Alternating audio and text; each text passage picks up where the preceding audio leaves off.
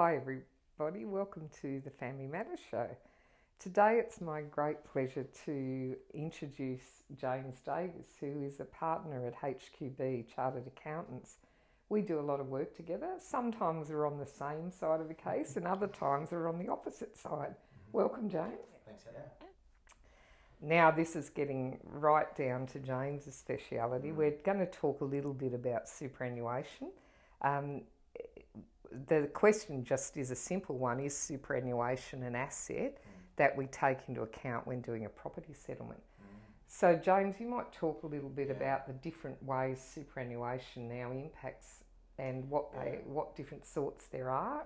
Yeah, of course, yeah. So superannuation, first of all, is a relevant asset for family law purposes in that it's part of the total pool of assets that the court would consider. That's where the simple side ends, though, I guess, because although super is an asset that you can separate in that you can pay from one spouse to another. Spouse A may be able to roll over 50% of their balance, for example, into spouse B's super fund, but that doesn't mean that they can get access to the money, because under superannuation law we've got very strict rules on access. Until you're 65 or until you're 60 and retired, or 60 and stopped work, or a whole number of raft of conditions of release, as we call them. Until one of those things occur, just because one spouse gets superannuation from another spouse during a divorce settlement, it doesn't mean necessarily that they can use that money to live. To buy a house. To buy a house, or to live, or to upkeep children, or whatever it might be. So it is a relevant asset. It is included, and settlement discussions will include how much super each party is going to walk away with.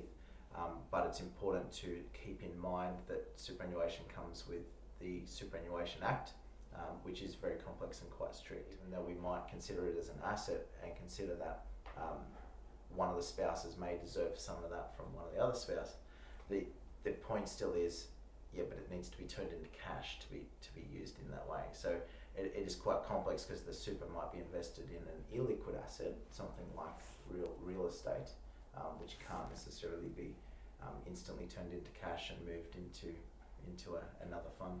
It certainly is the case that the way the courts develop superannuation is that they now tend to deal with assets that aren't super in one pool and then super in another, precisely because it is so different and it's so difficult to get it out. The other thing I thought I'd talk to James with while we've got everyone listening is that superannuation, because you can't get it now, is often seen as something that people don't want to get.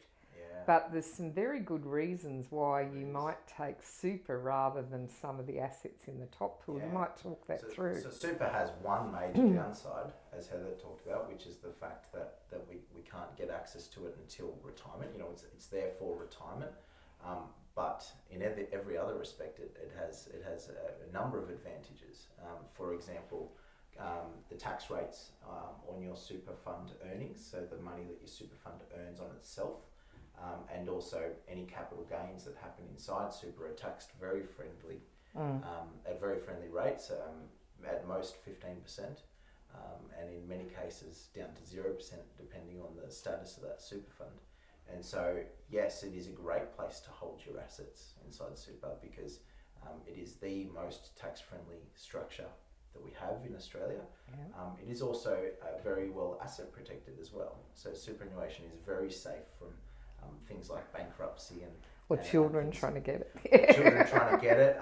It's probably the safest and the best tax structure that we have going around. And so it does have a number of advantages, even though it's not yours until retirement.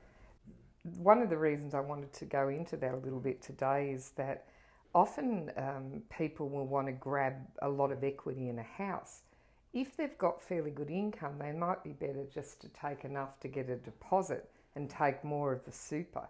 But to get an understanding of which is the best way to go, it's not your family lawyer that you should be speaking with, it is your financial advisor. And I thought we might just get James to go through the different people that are in the financial services industry and who they are, so that you're better able to work out who to pick when you need to get advice on restructuring at a relationship breakdown. So fire away, James. Yeah, okay, well, we could go on for a long time about this. We'll try and break people into larger categories. So first, you've probably got your financial advisor / financial planner. Historically, these professionals have sold things like insurance and investment products, and also helped people plan for retirement. So things like how much money will I need to live a comfortable retirement? What am I going to do between now and then to get myself to that goal, etc. But that also overlaps with your accountant as well, because accountants do perform those types of future planning exercises. The key difference with the accountant is that we are also tax experts, I guess you'd say. So whereas the financial planner will generally refer to an accountant for specific tax advice, the accountant's got that in-house as well. But most accountants wouldn't delve into, hey, you should invest in this, or you should invest in that, or you should buy this insurance product. We're more looking to provide advice to the person on overall structures. Yeah. So really important advice. And as you can see, depending on the complexity of a family law property settlement, the clients that we act for will get referred to different levels of professional advisors. Certainly someone like James we might bring in on a very complicated case involving the valuation of businesses, because you need to have a certain level of training to be able to do that forensic work. And they're not a large amount of the cases that we generally do, but they're the ones that take up a lot of time.